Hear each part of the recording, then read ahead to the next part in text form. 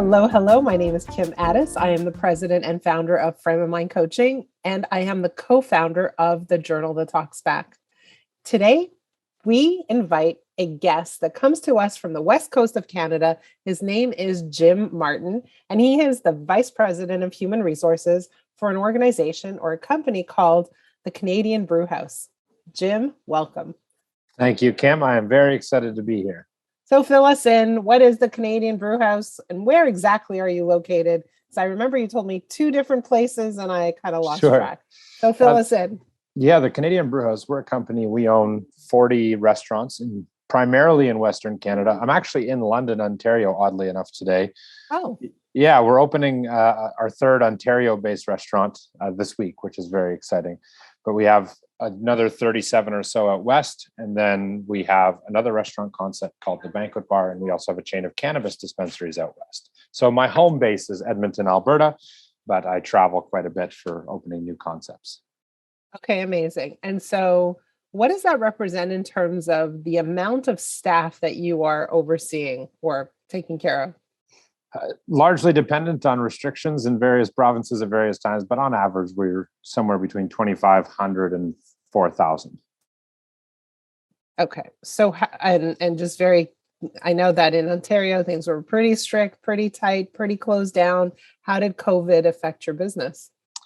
Well, we actually just opened our first location in Ontario a little bit over 6 months ago. So we're relatively new to the market. The most recent wave of restrictions wasn't as restrictive as we've seen in the past in various provinces. Even out here, I think Ontario was closed down for, the longest period out of any province entirely. So we didn't experience that. But in our other provinces, we had periods where we were closed to everything except for takeout, delivery, et cetera. And yeah, it's a dramatic impact. I mean, in some cases, up to or north of 80% of our team was laid off for 2, 3, 4 months at a time. Wow. And how did you deal with that? Because they were laid off. Okay, your expenses are a little lower, but eventually you're going to open. Where's your staff coming from? Expenses are lower, but third-party delivery doesn't do you a lot of favors when it comes to the percentage of the pie, so to speak, that they take. So even though expenses were lower, sales were decimated, and the sales we did have were not a big profit margin on. So when it came to bringing team members back, we did a really good job, in my opinion, when we first closed, of keeping in regular contact with the team. So there would be weekly updates from the CEO and myself to everyone who had been employed with us immediately prior to the layoffs from March to about May of 2020. Can't believe it's been that long, but and we would tell them what's going on to the best of our knowledge and what our plans are. We had a great food program because we're a restaurant and we get really good prices on bulk orders of protein, produce, dairy, et cetera. We were able to have a food program for our members that were laid off, where we could sell at our restaurant cost groceries that they would normally get at a grocery store. So we put some systems like that into place to try and maintain. That's incredible. Thank you. Yeah, it was a great call by our ownership, and that helped.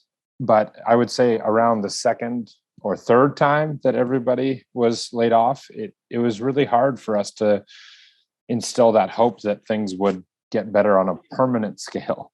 Right. So where are we now? Are we open? What's the current status? We're open, and in all of our provinces, the restrictions are showing a pathway of being, it looks like right now, completely gone. And everything except for mask mandates here in Ontario should be gone by March 1st. It sounds like most provinces are following a similar timeline. So that's optimistic. But again, if you look back to 2020, it was open for summer. They didn't fail to mention that it was open only for summer. Right.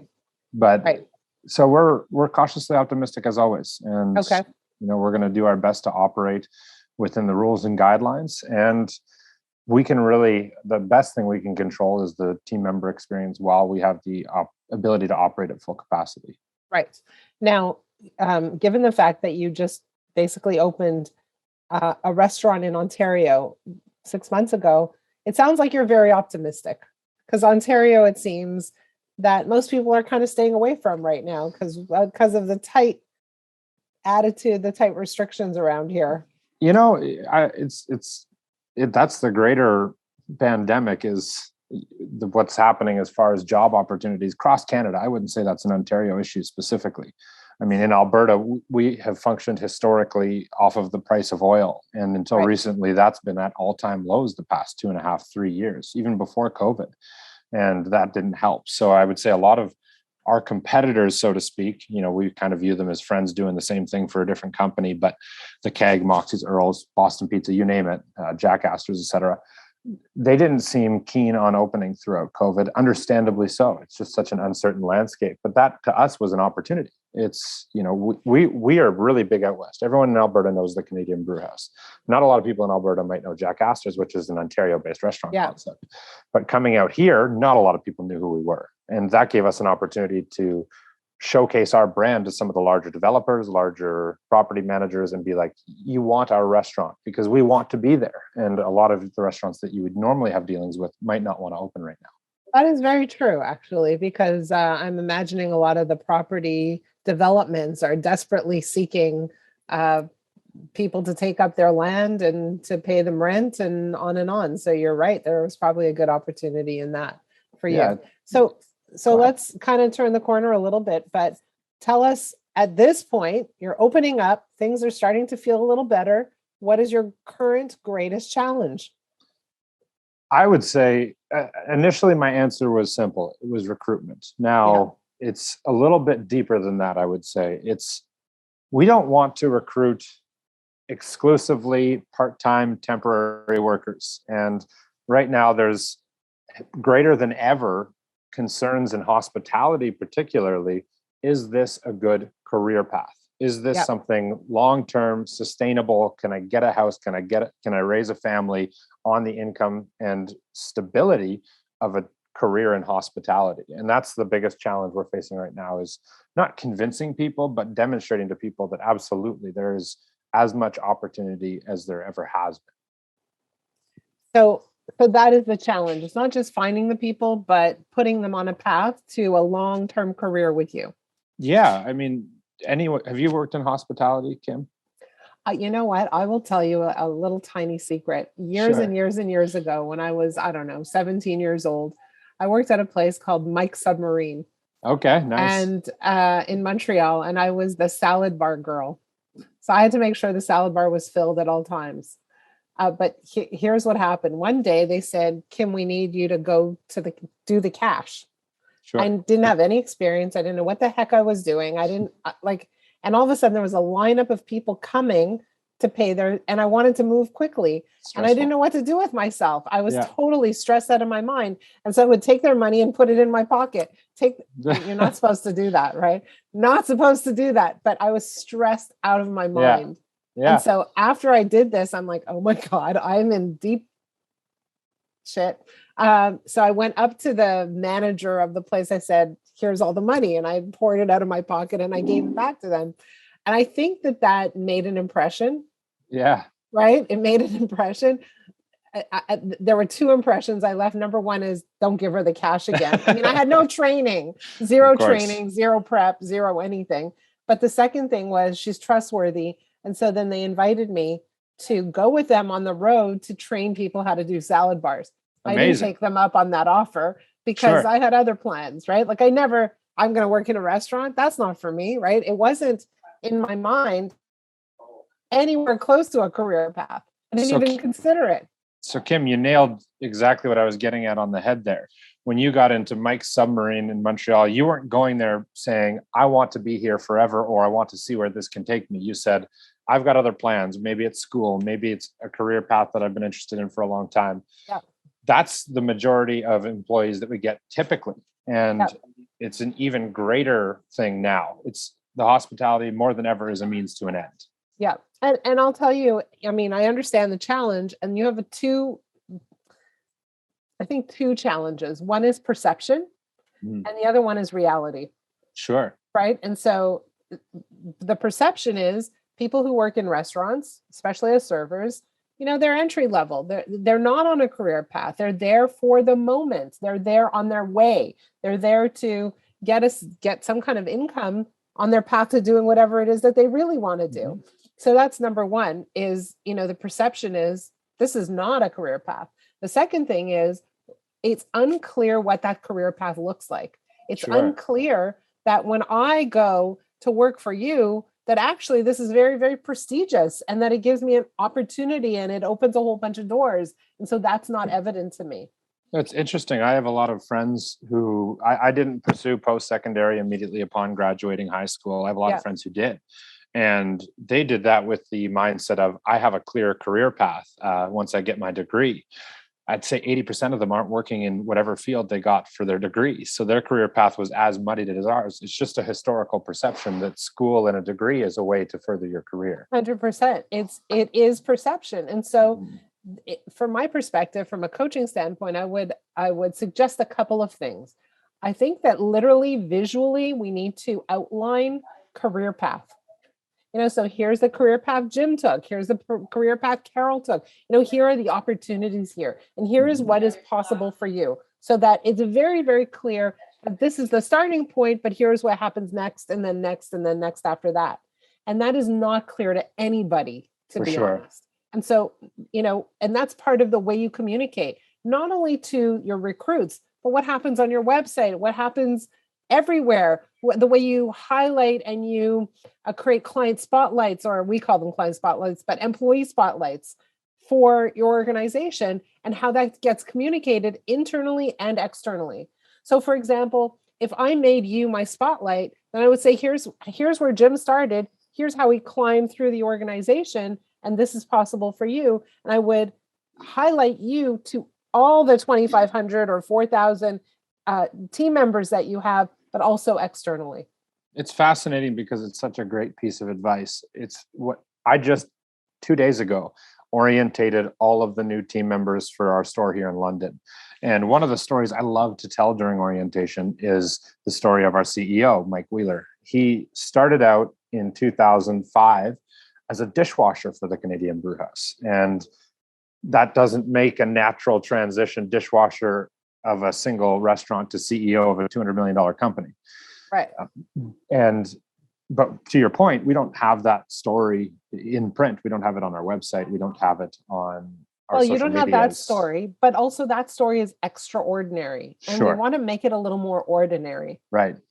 Do you understand what I'm saying? No, absolutely. Like Mike Wheeler is probably super smart. He's the exception, not the rule. And you want to say, here's the rule.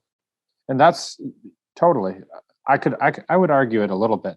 We're surrounded by people in our organization who have the same story. I'm one of those. I didn't come out of a hospitality program, a human resources program. I came out of hospitality. Yeah.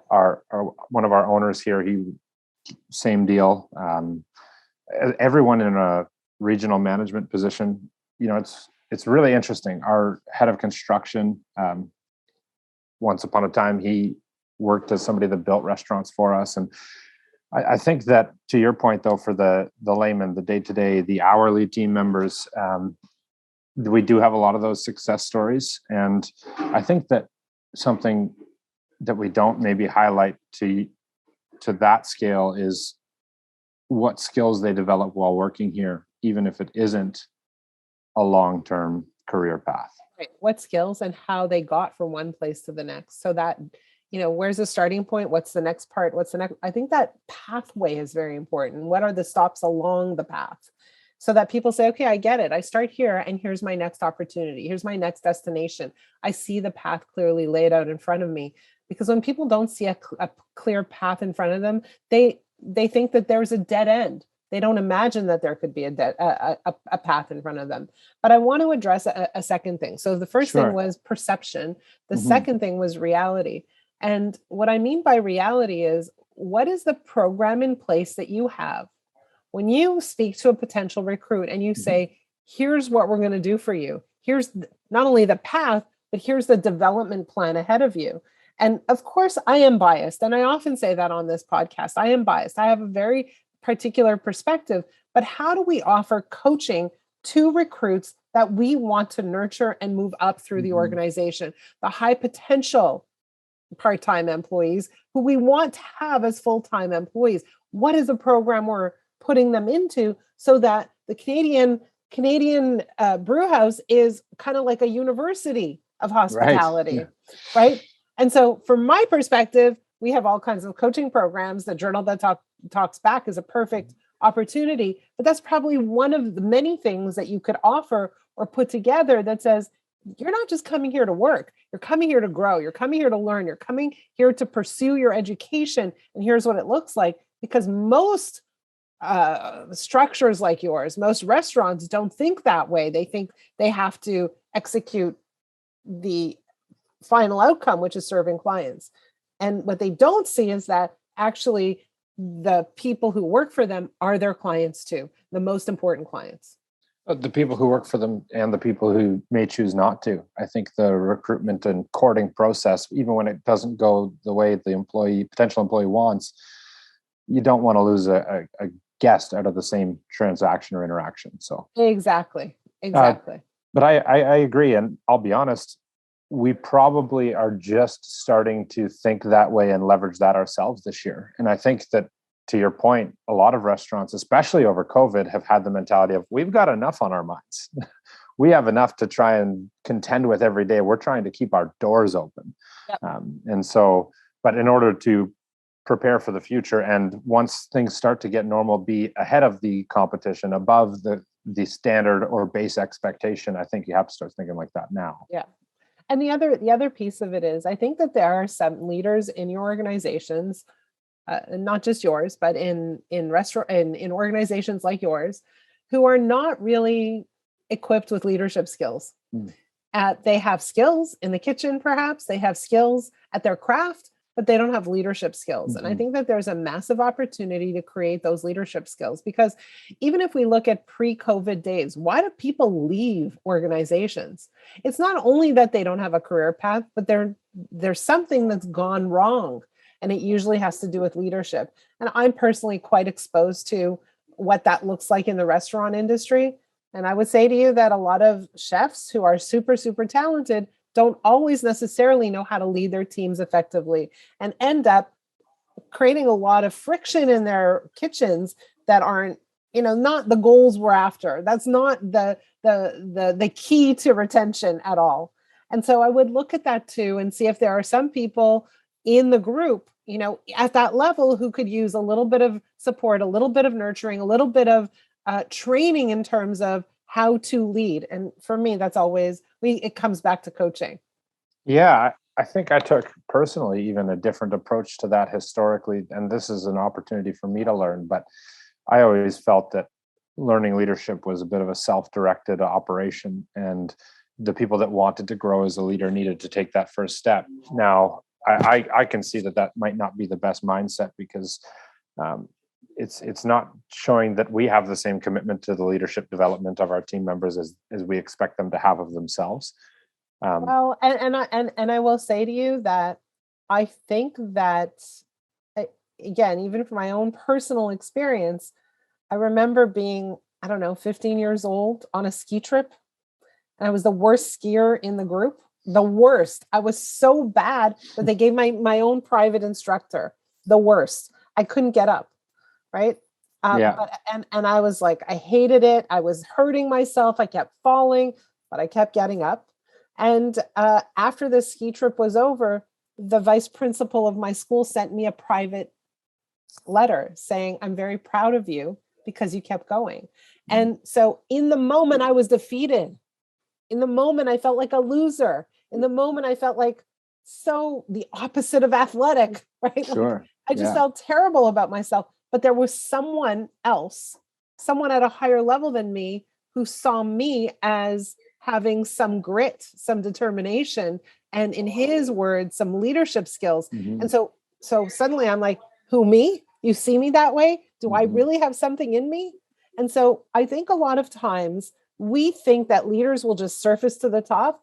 Sometimes they have to be nurtured along. And the way they need to be nurtured along is by noticing those characteristics in a person and saying, I see this in you.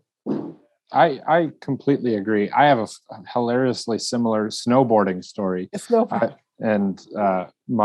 owner of our company, actually, he had lessons booked that day for himself. But he quickly saw that I needed them more than him. he provided me with the lessons. He didn't know this at the time, but I told the instructor, I said, I don't want any lessons. I said, just tell me how to get to the top of the hill. It was in Whistler. So tell me how to get to seventh heaven. And if I'm up there, I have to make my way to the bottom of the mountain somehow. So I'll do that. And so that's where my old leadership mentality came from, is just like, I knew that was how I developed personally. I would have sat down on my snowboard and I had some wicked bruises all the way down. Yeah. It was a nasty way down the mountain, not the right approach. But to your point, we actually we collaborated with the University of Alberta during the shutdowns from COVID, and we spent hundreds of thousands of dollars creating with them a proprietary leadership development program that we put all of our management through.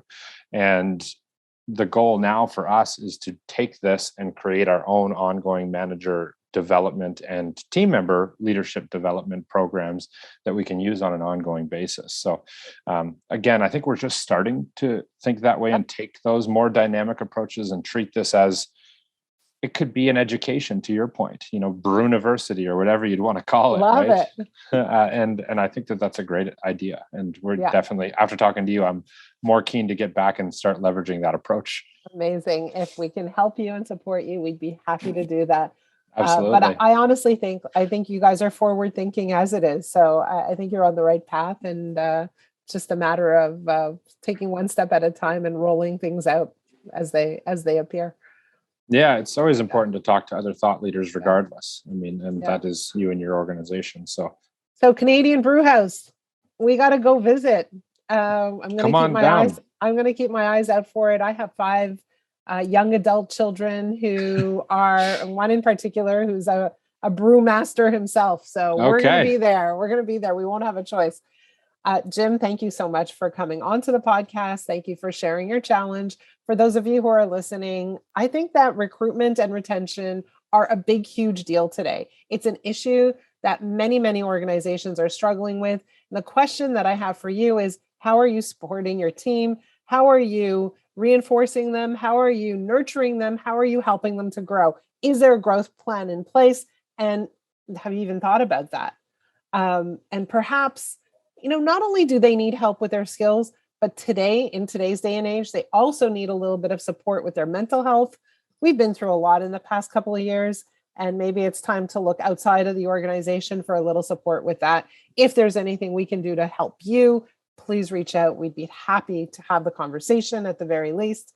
But if you're listening and there's a challenge that you want to share on the podcast, please reach out to me. My email address is kim@frameofmindcoaching.com. And if you have a challenge, but you don't want to share it on the podcast, please reach out to me as well. Again, my email address is kim@frameofmindcoaching.com.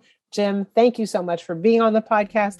Let everybody go and visit the Canadian Brewhouse.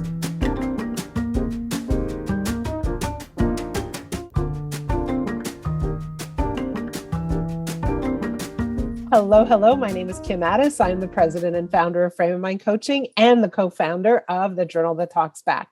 Today, we have a return guest. Actually, he never left. We just kept talking, and we're offering you part 2 of the conversation. I did change my clothes because I thought, well, you should see a new look and feel. But here we go. We have Jim Martyn back, and he is the VP of HR for the Canadian Brewhouse. Jim, welcome. Happy to be back, or still be here, however you'd like to frame it. Okay, so total transparency. Here's what happened. We ended the last podcast, and when Jim and I kept talking, and he said, we should really talk about mental health. I could do hours on that subject. And I said, well, why don't we just do it? I've got a half an hour before my next appointment, so let's go. Jim, tell me about mental health in your organization. Why is that an issue that you could talk about for hours? Well, I think you touched on it at the very end there. You said the mental health of our team members in all industries, not just hospitality, is something that needs to be a bigger focus now more than ever. And in hospitality, I can say that there's obviously no exception, especially considering we work with controlled substances, and there is a huge stigma. And you mentioned earlier in the podcast, chefs, the old mentality of a little bit of brute force and power back there gets things done. And that may not be the way into the future, but there is still leaders out there that behave that way and interact with their team that way, and it definitely doesn't foster a safe work environment, which can lead to real mental health issues. Our organization, myself in particular, we've worked hand in hand with the Canadian Mental Health Association in helping try to develop more resources and materials for hospitality in the mental health space. And I have the privilege this year of hosting a panel at their annual Working Stronger conference, where they bring in a bunch of industry people, and we get to do the first ever hospitality panel where we're going to talk about mental health in the industry with some partners, and I'm very excited for that. So have you had any challenges in your organization with people who have openly or not so openly had mental health challenges? Yeah, I work side by side with people who have been very open about it. And, there's some of my best friends, coworkers, all of it. And I think that's the one good thing about mental health nowadays, is that there is a lot more openness about it. Is it where it needs to be? Probably not even close. But I definitely have had more people be open about it. And I think that it's on us as employers to not to fix everyone's problems, but to provide at least at the very minimum that safe space where they can at least feel comfortable talking about it. Yeah. And I don't know if it's possible, to be honest, to be the safe space, because there's a conflict of interest. Right? Just Sure. it's a natural conflict Yeah. of interest. Can I honestly tell you that I'm burnt out, I'm exhausted, and I hate my job? I don't know that I can, right? Because I still need this job, right? So even though you're well-intentioned, even though Right. you're doing all the right things and getting involved with all the right programs, it's a bit tough for you as an organization to be that safe space for Sure. your team members. And so the question is, what needs to be in place? What needs to happen? And from my perspective, it's important to create a safe space, but one that is truly safe, one Right. that is safe from any kind of repercussion or consequence of being open and honest. Yeah. And so that's where a partnership, again, as I said last time, I am biased, but like a partnership with a third party, unbiased organization who can really provide a listening space, who can say everything, personally and professionally. Because when someone has a mental health challenge, it doesn't only show up at work. No, not at all. It can impact every area of their life, and with family, with friends. Some of my close friends who have mental health concerns, you're right, they might talk to me, even if they work with me, but will they go to our CEO or go to the president? Probably not, because that's the personal relationship that we have. And Right. And I also have employees, to your point, that report directly to me who won't have those conversations with me because we don't have that personal relationship. Exactly. And you're human. You can't have a personal relationship with every single person in the world. And so the question is, what do you need to have in place that supports you, supports the intention, and kind of puts your intention to work?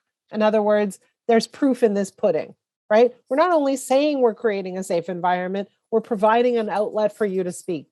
And that's why, honestly, we've seen this issue come up so many times with our clients and their employees, but also with our clients and their adult children, where their adult children were struggling with mental health issues, stress, anxiety, overwhelm, all of those kinds of things, depression.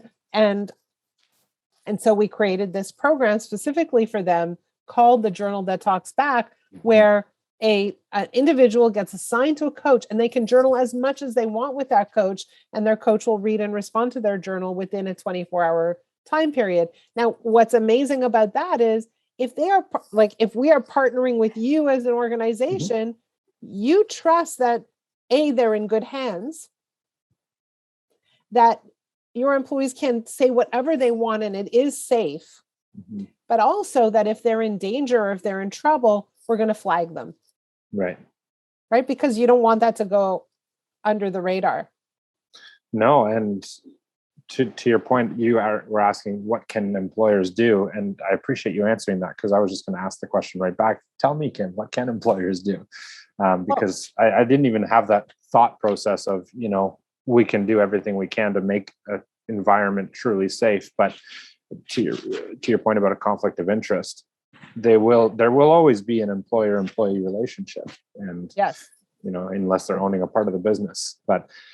And I think that having a third party or secondary outlet that is not has no financial interest or gain with being partners with the company makes a lot of sense. Yeah. And I think it's very important, because what you want to do is say, we really, really want to support your well-being. Mm-hmm. And here are the options you have to tap into for that to happen. And so, again, you're proving it with your actions. Sure. And right? I think, go ahead. Sorry. Why? Because you could tell me all day long, you can talk to me, you can talk to me, you can talk to me. But if in the heart of my hearts, in the pit of my pits, I think, well, if I tell him what I really think, he's going to think less of me, or he's going to fire me, or he's not going to give me the promotion, or he's not going to think I'm cut out for it. I will never tell you my deepest, darkest secrets.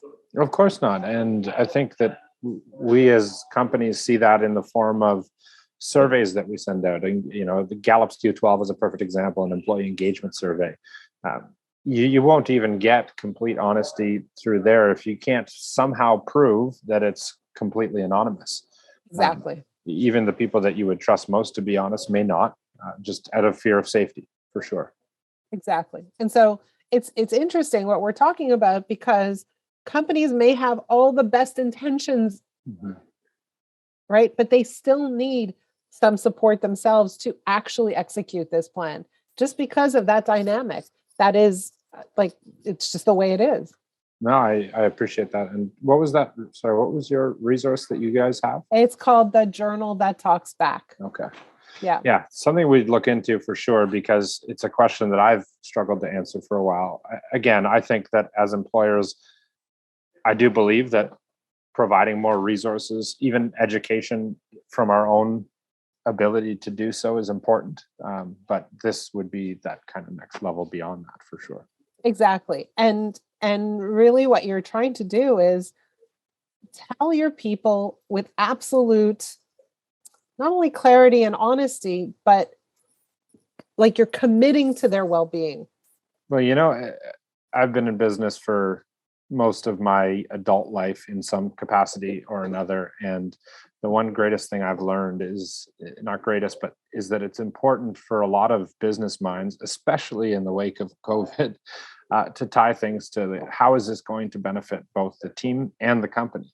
And for me, this is a very clear ROI proven time and time again that employee performance is not 100, but very largely precipitated on their sense of safety, their buy-in to the organization, and people that get what they need on a personal level will work harder on a work level. And Can I take you on the road with me, please? Roadshow, let's go. Sure, I'm in. Yeah, I'd be happy to do that. Pitch our brands together, but let's do it. It's the truth. It's in every peer-reviewed study about employee work ethic. It's almost entirely based on what the organization does to make them feel like they're part of the organization. They're part of the long-term strategy and planning. They have that sense of family, all of those things. And those are controlled by this. What are you doing? What are you doing for the employee that's not just paying them, which is a legal obligation to have an employee? Exactly. So I'll throw one more thing at you, because Sure. I think this is an important conversation. I think that when we look at, and I think we spoke about this together at one point, people don't leave organizations, people leave their managers, okay, their bosses, the people they report to. Okay? And so when we have poor leaders, we have a weakness or a vulnerability in our workforce. And so what we want to do is we want to equip these leaders, not only with leadership skills, but from my perspective, amazing leaders are also amazing coaches. Mm-hmm. Absolutely. And most leaders don't have coaching skills. They have no clue. I could tell you that when I became a leader, I was a manager, I'll be honest. I was put into a managerial position with key performance indicators and managerial responsibility lists. And I'd walk into work and I'd say, is this getting done? Is this getting done? Is this getting done? And I would never say, how are you? What's going on in your life? And how can I help you be successful? And I think that was that was my operation style for years. And the business was doing You were okay. task oriented. Yeah, 100%. But our turnover was high. And I think that, to your point, coaching is something that it takes such an active approach and a willingness on the leadership above the people they're trying to develop as coaches to really buy into those people. Exactly. You hear about the CEO or the whoever who will walk into a store and they'll point a few things out and then they'll leave. And then you hear about the CEO who will go in, see a mess on the floor, and they'll mop it up, and then they'll ask the team how they're doing. And it's pretty clear which organization is going to have more buy-in from their team. Exactly. Yeah. That's exactly it. And, that's basically leading by example. And that's really, really important too. But how do we lead by example? We learn how to coach as well. And they go hand in hand. They're not separate. Oh, coaching isn't always a verbal thing. It's exactly. You coach behaviors by showing them a lot of the times. Exactly. 100%. And yeah, I agree. Developing your coaches and your coaching ability personally I had a manager tell me the other day, he said, this is hard having this conversation. I had a critical conversation with the manager, and the manager said to me, this is hard having this conversation because I was just informed about these issues a few months ago, and I've just started working on my leadership. I'm not there yet. And I said, you're never going to be, and I'm not going to be either. There is no set destination for a leader. It's an ongoing, growing and changing, style of management. And I think that helped put it into perspective for that individual. You never get it done. Yeah. And so having tools, that's the point though, is all of these tools that are coming into the marketplace. Employers have a responsibility to their team and to their future coaches to get invested and spend time learning about as many of these as possible. I agree wholeheartedly. But it sounds like your team is in good hands. They have a good VP of HR who's totally open and cool and modern and hip. So I applaud you for all of the things you're involved with, for all of the forward thinking initiatives that you're putting in place. Like I'm thrilled about this conversation. So thrilled that we did it twice. I learned from people like you, Kim, and that's the truth. Well, you're smart. What can I tell you? You're smart. Thank you again for being on the podcast. Thank you for doing round 2 without any preparation. I threw you into the deep end with no warning whatsoever. Thank you for being willing to play along. I really, really appreciate it. For those of you who are listening, if there's a challenge that you want to share on the podcast, please reach out to me. And that challenge, by the way, can be personal, it can be professional, it could be related to your staff, your partners, your children, your spouse. It could be anything at all. It could be simply that you just don't feel great and you're looking for something to help you feel a little bit better. Reach out to me. We'd love to have you on the podcast. And if there's a challenge that you want to talk about, but maybe not so much on the podcast, please reach out to me as well. My email address is kim@frameofmindcoaching.com. Jim, thank you. I think this is the beginning of a great relationship. I look forward to what's next. Thank you, Kim. And as Kim mentioned, reach out to her. Take the opportunity to have yourself coached. It's a great process. Loved it. And check out the Canadian Brewhouse. Yeah, do that too, I guess. Of course. All Thanks, right. Kim. We'll see you next time. Cheers.